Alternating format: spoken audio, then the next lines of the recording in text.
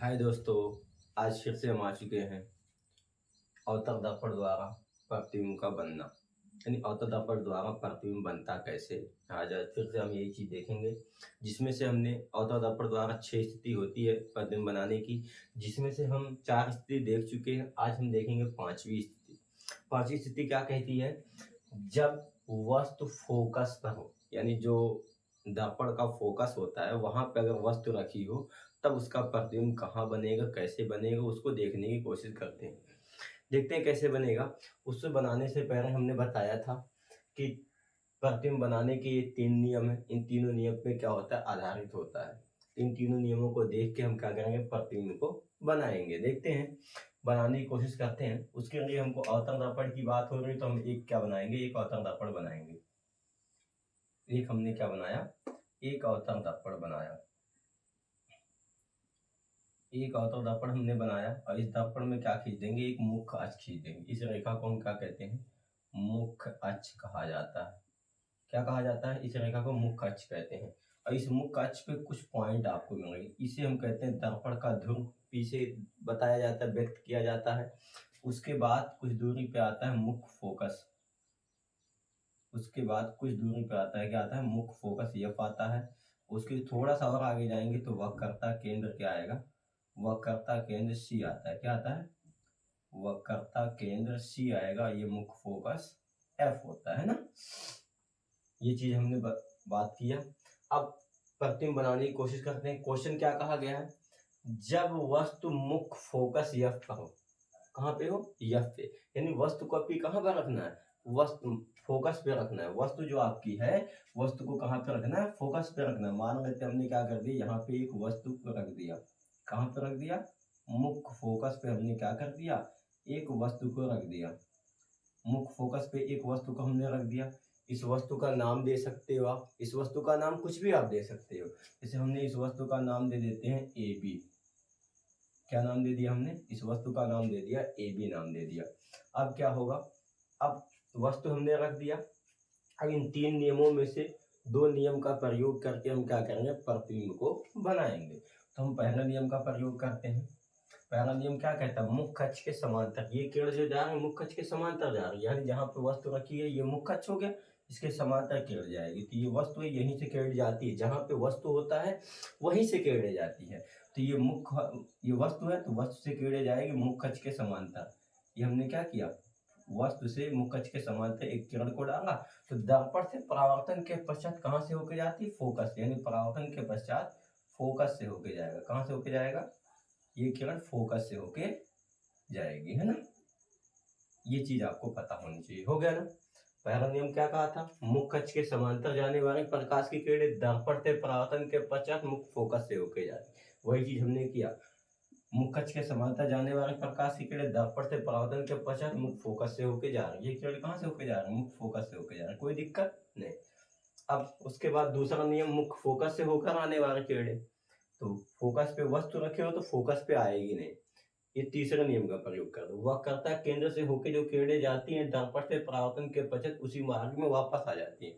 तो यानी अब की हम क्या करेंगे, वस्तु से दर्पण के केंद्र पे वस्तु डालेंगे। यानी यहाँ से किरणें कहाँ से जा रही है, वक्रता केंद्र से जा रही है। ये बी था, बी को हम यहाँ पर लिख देते हैं। ये इस प्रकार जाएगी तो दर्पण से टकराएगी। टकराने के बाद उसी मार्ग में क्या हो जाएगी, इधर से किरणें जा रही थी दर्पण से परावर्तन के बाद उसी मार्ग में वापस आ जाएगी। यानी कीड़ी क्या हो जाएगी, ऐसे ही ये कीड़े वापस आ जाएगी।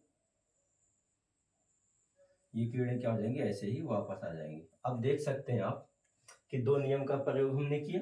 एक मुख्य अक्ष के समांतर किरण गई तो दर्पण से परावर्तन के पश्चात मुख्य फोकस से होके गई। दूसरी किरण कहाँ से होके जाएगी, वक्रता केंद्र से। इसका प्रयोग हमने किया, तीसरे नियम का प्रयोग किया। तो ये क्या होता है, वक्रता केंद्र से होकर जाने वाले प्रकाश की किरणें दर्पण से परावर्तन के बाद उसी मार्ग में वापस लौट आती है, उसी मार्ग में वापस आ गई। अब देख सकते दोनों कीड़े काट नहीं रही, इसको आनंद, ये कहाँ जाएगी, काटेगी, आनंद पे जाके काटेगी। क्योंकि जब हमने इसका पहला नियम पढ़ा था, आनंद पे रखी वस्तु का प्रतिबिंब कहाँ बना था, फोकस पे बना था। तो फोकस पे रखी वस्तु का प्रतिबिंब कहाँ बनेगा, आनंद पे बनेगा। उसी का विपरीत हो जाता है। अब इसके जो पॉइंट होते हैं उन पॉइंटों को हम पुट कर देते हैं। इसका पॉइंट क्या क्या होता है, आपको हमने बताया था कि इसके कितने पॉइंट होते हैं, 4 पॉइंट होते हैं। पहला पॉइंट क्या होता है, प्रतिबिंब। पहला पॉइंट जो आपका होता है क्या होता है? प्रतिबिंब, प्रतिबिंब की स्थिति, प्रतिबिंब की स्थिति। प्रतिबिंब कहाँ पे रखा है? एफ पर, यहाँ पर लिख देंगे एफ पर, है ना। प्रतिबिंब कहाँ पे रखा है? एफ पर, ये हो गया। उसके बाद पहला पॉइंट हो गया। फिर प्रतिबिंब का आकार, नहीं सॉरी ये गलत हो गया, बिंब की स्थिति यहाँ पे आएगा। यहाँ पे जो आएगा ये क्या आएगा? बिंब की स्थिति आएगा। बिंब, बिंब की स्थिति यानी बिंब यानी वस्तु कहाँ पे रखी, तो वस्तु हमने कहाँ पे रखा है?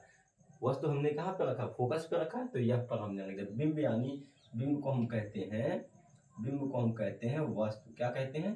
वस्तु। ब्रैकेट हमने लिख दिया, आपको कंफ्यूजन नहीं होना चाहिए। बिंब यानी वस्तु की बात हो रही है ना। जब वस्तु आपने फोकस पे रखा था, प्रतिबिंब कहाँ पे बना? आनंद पे बना। तो लिख देंगे प्रतिबिंब की स्थिति। किसकी स्थिति? प्रतिबिंब की स्थिति। किसकी स्थिति? प्रतिबिंब। प्रतिबिंब कहाँ बन रहा है? आनंद पर। कहाँ पे बनेगा? आनंद पे बनेगा। प्रतिबिंब कहाँ बना? आनंद पे बना। उसके बाद प्रतिबिंब का आकार, प्रतिबिंब का आकार, प्रतिबिंब का आकार कितना हो रहा है? कहाँ? आनंद पे कितना बनेगा? अब देखो कहाँ जाके काटेगा, कुछ पता है? नहीं पता है, तो हम लिख देंगे बहुत बड़ा, बहुत बड़ा। यानी इसका आकार कैसा होगा इस प्रतिबिंब का? कहाँ जाके काटेगा कुछ पता नहीं, यहाँ काटेगा तब भी देखो मुंह कच्ची बहुत बड़ा हो जाएगा। यानी क्या होगा? आनंद पे जो प्रतिबिंब बनेगा वो क्या होगा? बहुत बड़ा होगा, वस्तु से बहुत बड़ा होगा। उसका प्रतिबिंब की प्रकृति, लास्ट पॉइंट आ जाएगा, प्रतिबिंब की प्रकृति। नहीं, प्रतिबिंब की प्रकृति कैसी होगी, यानी प्रतिबिंब दिखाई कैसे देगा?